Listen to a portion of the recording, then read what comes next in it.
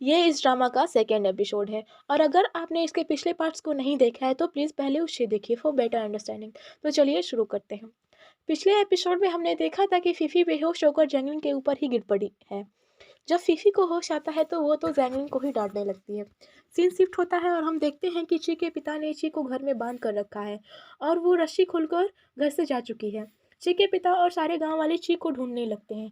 तभी वो महिला जो अपने बच्चे को पिन चुभा के सोने नहीं दे रही थी, उसका वो बच्चा सो चुका था और वही बुरा सपना वो भी देखने लगता है। ये देखकर सभी गांव वाले उस जंगल में जाकर यूरेन को मारने की बात करते हैं, पर ची के पिता बोलते हैं कि अगर हमने ऐसा किया तो ची को भी खतरा हो सकता है। पर गांव वाले नहीं मानते और बोलते हैं कि ये मुसीबत ची की वजह से ही आई है और अगर वो खुद अपनी मर्जी से उन जंगलों में गई है तो उसे मरना ही होगा।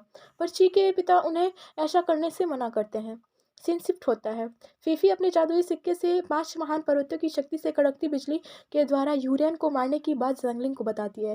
फीफी जैंगलिन से बताती है कि बस हमें यह जादुई सिक्का यूरेन के सीने पे चिपकाना होगा और फिर यूरेन और उसका ये जादुई जंगल खत्म हो जाएगा। पर जैंगलिन फीफी से बोलता है कि तुम यूरेन को नहीं मारोगी क्योंकि मेरे यहाँ आने का मकसद यही है कि तुम यूरेन को ना मार पाओ। ये सुनने के बाद फीफी जैंगलिन से बोलती है कि अगर तुम्हारे यहाँ आने का मकसद यही है तो तुमने मुझे यूरेन से बचाया क्यों।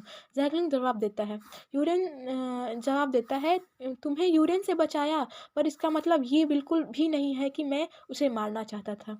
जैंगलिन बताता है कि यूरेन भले ही एक शैतानी पेड़ है का रूप हो, पर आज तक उसने कभी किसी की जान नहीं ली और इस शहर की भी रक्षा यूरेन खुद ही करता है।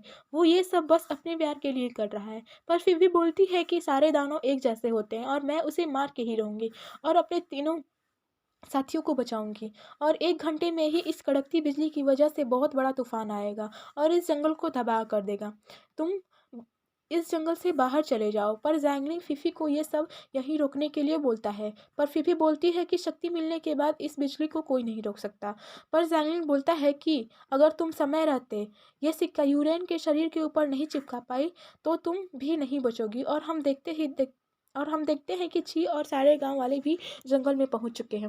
जैंगलिन फीफी से बोलता है कि ये सिक्का यूरेन के पेड़ चिपकाने के लिए सबसे पहले तो तुम्हें वो पीच का पेड़ ढूंढना होगा और मुझे नहीं लगता कि तुम इस जादुई जंगल में वो पेड़ ढूंढ पाओगी। अगर तुम यूरेन को ना मारने की और उसे श्राप वापस लेने का वादा करोगी तो मैं तुम्हारी मदद करूंगा। फीफी मान जाती है। जंगलिन को पीच का पेड़ ढूंढ लेता है।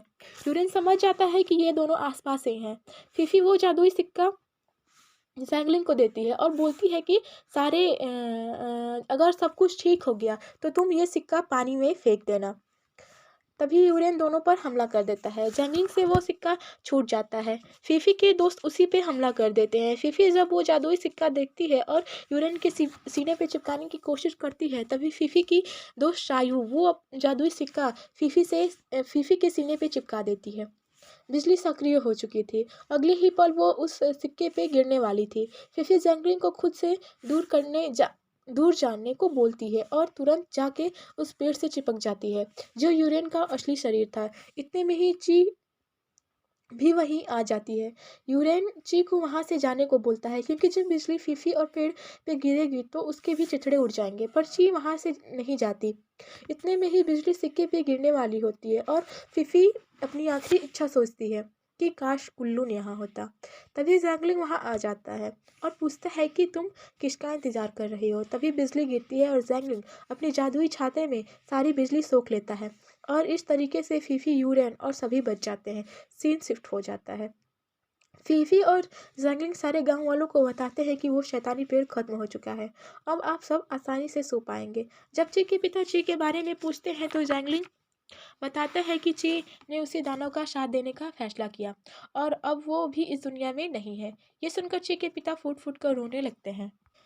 फीफी सभी को जंगल से दूर रहने और अपने तीनों दोस्तों को का इलाज करने के लिए गांव वालों को बोलती है। सीन शिफ्ट हो जाता है और ची और यूरेन दोनों का शुक्रिया करते हैं। फिफी जैंगलिन को डांटने लगती है कि आखिर तुमने बताया क्यों नहीं कि तुम्हारा छाता बिजली के वार को सह सकता है। पर जैंगलिन बोलता है कि मुझे भी नहीं पता था कि ये छाता जादुई बिजली के वार को सह सकता है। मैंने तो इसे ऐसे ही खोल दिया था। और भगवान को याद कर रहा था।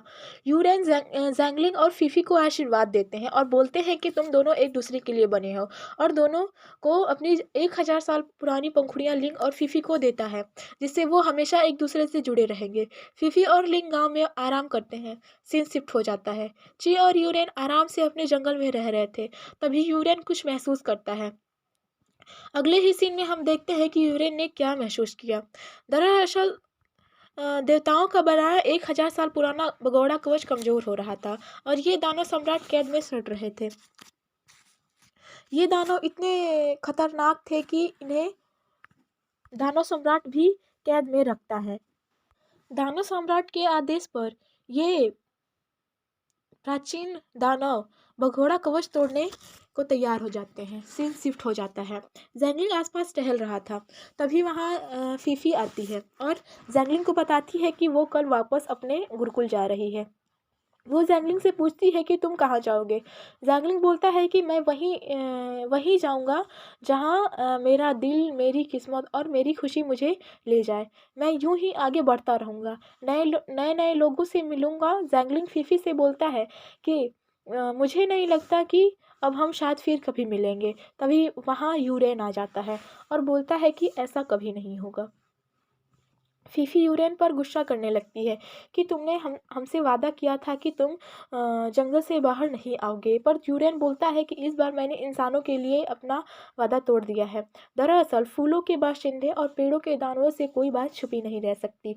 इस बार मैंने सुना कि लोमड़ी सम्राट ने देवताओं के भगोड़ा कवच को तोड़ने का आदेश दिया है और जल्दी ही वो भगोड़ा कवच तोड़कर धरती पर आ जाएंगे। पर फीफी बोलती है कि भगोड़ा कवच तो खुद ही 50 सालों में टूट जाएगा। पर तो दानव ऐसा क्यों कर रहे हैं। यूरेन जवाब देते हैं कि पिछले 3 सालों से दानव लोक में अकाल पड़ा हुआ है और वहाँ अब जीवन संभव नहीं। इसीलिए दानव सम्राट को प्राचीन दानवों को भगोड़ा कवच 1 साल में ही तोड़ने के लिए भेजना पड़ा।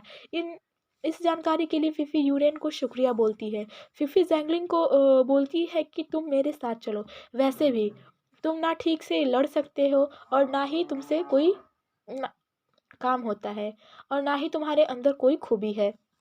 तुम किसी काम के भी नहीं हो, फिर भी तुम दिल के साफ और जाबाज हो। मेरे साथ गठबंधन चलो, मैं तुम्हें वहाँ दूसरों से भी मिलाऊंगी। पर जैंगलिंग बोलता है कि नहीं, मैं अभी जवान हूँ, मुझे घूमना और लोगों से मिलना पसंद है, और अगर मैं तुम्हारे साथ गया तो मुझे तुम्हारा शिष्य ही समझ लेंगे। मैं नहीं आऊँगा। इसका ये फालतू जवाब सुनकर तो फीफी भी पछताने लगती है कि फालतू में इसे भाव दिया। जैंगलिंग फीफी को अपने बारे में किसी को भी ना बताने से मना करता है और उसे बाय बाय बोल देता है। फीफी तो वहाँ से तमतमा के चली जाती है। यूरेन जैंगलिंग से पूछता है कि क्या हम फिर मिलेंगे। जैंगलिंग जवाब देता है, अगर मैं इधर से गुजरा तो मैं तुमसे मिलने ज़रूर आऊँगा। ये बोलकर जैंगलिंग वहाँ से चला जाता है। यूरेन से मिली जानकारी फीफी एक पंछी के सहारे अपने गुरुकुल पहुँचा देती है। तभी फीफी के दोस्त आते हैं और फीफी पर हमला करने के लिए माफ़ी मांगते हैं। फीफी बोलती है कि कोई बात नहीं, तुम लोग उस समय अपने होश में नहीं थे, इसलिए तुम्हें माफ़ी मांगने की कोई ज़रूरत नहीं। ये लोग अपने गुरुकुल के लिए निकलते हैं। तभी रास्ते में इन्हें जैंगलिंग मिलता है। ये सभी सोचते हैं कि इसे तो कहीं हमने देखा है। तभी सायूर जवाब देती है कि इसे तो हमने कल सपने में देखा था। ये जैंगलिंग से पूछते हैं कि वो कहाँ जा रहा है। जैंगलिंग बोलता है कि मुझे भी नहीं पता कि मैं कहाँ जा रहा हूँ, ये पत्ता ही तय करेगा कि मुझे कहाँ जाना है। जैंगलिंग अपने रास्ते चला जाता है। और ये लोग सोचने लगते हैं कि बड़ा अजीब आदमी है।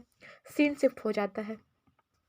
ये है ताई पर्वत और यही है ताई गुरुकुल, और इस गुरुकुल का कुल प्रमुख ताई उपाधि धारण करता है। और 5 महान पर्वतों के गुरुकुल के जो गुरु होंगे वो भी ताई गुरु को ही अपना कुल प्रमुख मानेंगे, और इन 5 पर्वतों को मिलाकर ये महान गठबंधन तैयार होता है। और इसी और इन सभी पर्वतों पर गुरुओं का शिष्य गठबंधन का सिपाही होगा। ये हमेशा दानवों से लड़ने में व्यस्त रहते हैं। अगले सीन में फीफी की दी हुई जानकारी ताई पर्वत पर पहुंच जाती है, और जब ये जानकारी ताई पर्वत के कुल प्रमुख तक पहुंच जाती है तो ये तुरंत लिंक्डइन से इस खबर की पुष्टि करवाने जाते हैं। ये है दांग वंग ताई, ये ताई पर्वत के कुल प्रमुख हैं। और ये है लिंक्डइन। लिंक्डइन पक्षियों से बात कर सकती है और इन्हीं के पंखियों का इस्तेमाल करके वो सारी जानकारी इकट्ठी करके कुल प्रमुख ताई को बताती है। ताई गुरु तुरंत चारों पर्वतों के गुरुओं का आवाहन करते हैं और उन्हें बताते हैं कि शैतानों ने बगौड़ा कवच तोड़कर धरती पर हमला करने का फैसला किया है। ये पांचों कुल प्रमुख जादुई कवच और ताओसिम योद्धा को ढूंढने के लिए एक प्रतियोगिता करने का फैसला करते हैं। प्रतियोगिता जीतने वाले 49 योद्धा ही ताओसिम योद्धा बनने की प्रक्रिया में भाग ले पाएंगे और ये प्रतियोगिता 1 महीने बाद होगी। ये है संगीत पर्वत की कुलगुरु संगीत की शक्ति है और ये है अग्निगुरु और ये है पृथ्वी पर्वत के कुलगुरु और इनका निशाना हमेशा अचूक होता है। नुकीले पर्वतों की कुलगुरु तलवारबाजी में इनका कोई जवाब नहीं। ये जितनी ही शांत रहती हैं उतनी ही ये खतरनाक है। ये प्रतियोगिता इतना खतरनाक होने वाला था कि या तो योद्धाओं को मरना होगा या फिर वो शैतान बन जाएंगे या फिर उन्हें जीतना ही होगा। देखते हैं इतनी खतरनाक प्रतियोगिता में योद्धा भाग कैसे लेते हैं और कैसे इस प्रतियोगिता में जीतते हैं। इस इंटरेस्टिंग और रोमांचक प्रतियोगिता को देखने के लिए चैनल को सब्सक्राइब करिए। चलिए ये एपिसोड यहीं ख़त्म होता है और अगर आप इस एपिसोड के आगे के पार्ट्स देखना चाहते हैं तो प्लीज़ चैनल को लाइक शेयर और सब्सक्राइब करिए। मिलते हैं अगले एपिसोड में। धन्यवाद।